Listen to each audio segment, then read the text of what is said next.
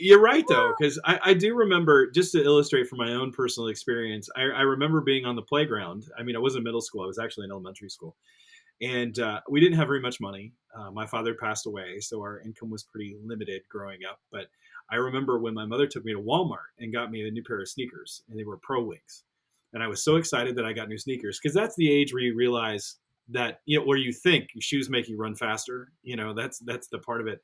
And then I was showing him off, and my buddy came up and he stomped his foot down on the log roll, which was, I remember very vividly. And he goes, "Those are junk. You need Nikes." And I felt bad. I felt like I was not good enough in the group. And that's just a small way. But we do feel that way. I mean, we want to get more than the person around us, because we are searching for honor. We are searching for status. We are searching for esteem. But most people, what I noticed, especially in the Western church, don't grasp that. They still see salvation in such an individualist, save me from hell, and it has no other impact on my life. It's just this Sunday morning, me and Jesus, my sins are forgiven. But really, it's about the pursuit of one's life, how one sees oneself in society, how one understands their role within society, both as men and women. How do we go about correcting that? Because I find that hearing you talk about this and interacting with people from different cultures, I feel like there is a deficiency in our modern Western application of the gospel, that I think honor shame acts as a corrective lens to help us highlight that other facet of it. And our knowledge and our growth within Christ grows more. I mean, would you agree with that? Would you disagree with that? What would you say about that? I would agree with that, definitely. Understanding just a little bit of the honor shame worldview can change the way you see many things, particularly the gospel. But you asked the question, what should we do to correct that? A first step would be to read the Bible with the honor shame worldview in mind. The Bible was written in the context of an honor shame worldview. And my friends from that worldview have opened my eyes to that. The things that my friends see in a Bible story I've heard my whole life are phenomenal to me, because they are things I have never seen before. Even the story, let's take the story of Mary, the mother of Jesus. We all know the story. We know it so well.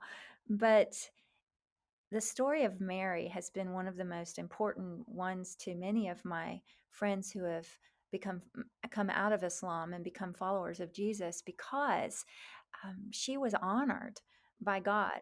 They see the honor, they see that she didn't lose her position. The fact that God went to Joseph and spoke to him and said, "No, no, no, no, don't you do what your culture, your honor shame culture is telling you to do. Your honor shame culture is telling you, Joseph, to Hmm. strip her of her position, Hmm. to cast her out. But don't you do that." God was restoring and preserving her honor. He wasn't restoring it, it wasn't lost. It could have been lost. He was protecting it from the beginning. And I learned that from a Muslim woman. Hmm. I learned that from a Muslim woman. Another thing that that was surprising to me was how much emphasis our Muslim friends put on the genealogies Mm-hmm. that are the genealogy of Christ. So many of them have read that and said, "Oh my goodness, look at his impeccable pedigree." You actually refer to that. You said you knew of a man who actually memorized the genealogy as his own, right? Yes, he did. I He did.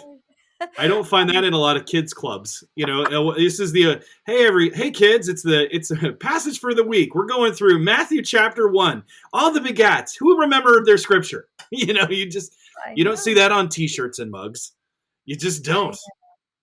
I know, and I tell the story in Cover Glory of a friend of mine who was looking at wedding pictures with me, and I guess my husband and I look a little alike, and she was shaming me. She said, "Did you marry your brother?" I said, "No, I didn't marry my brother." And she said, "But you don't have the last name. Shame on you. The word she actually used in Arabic is a word for trash or throw away. Why did you throw away your father's name? How could you?" So explain that for a second, because I don't think a lot of people captured what you just said there. So I took my husband's I took my husband's last name, Okay. as most people do. Um, In the West. People in the West, yes. As many people in the West, they will take their husband's name when they get married. She saw that and she asked me, "Why did you throw away your father's name? Shame on you." Speaking of genealogies and the honor in a name. And I said, I didn't. In the West, this is what we do sometimes, et cetera, et cetera. And she said, "Well, how will anyone know who you are or where you came from? How will anyone know your honor?" That was such a profound question. I couldn't stop thinking about it for many days afterwards. When she asked me that, because it made me begin to think about my own story and just my own life. And I didn't know my father, and I never bore his last name, and I didn't know my earthly father. And so that just drove me to my spiritual genealogy, back to our friend who memorized Matthew 1.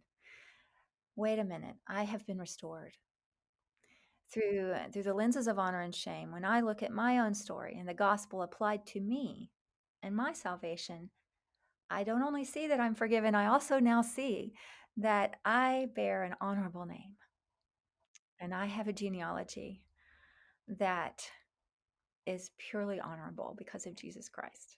It's remarkable. It is redemption for everyone.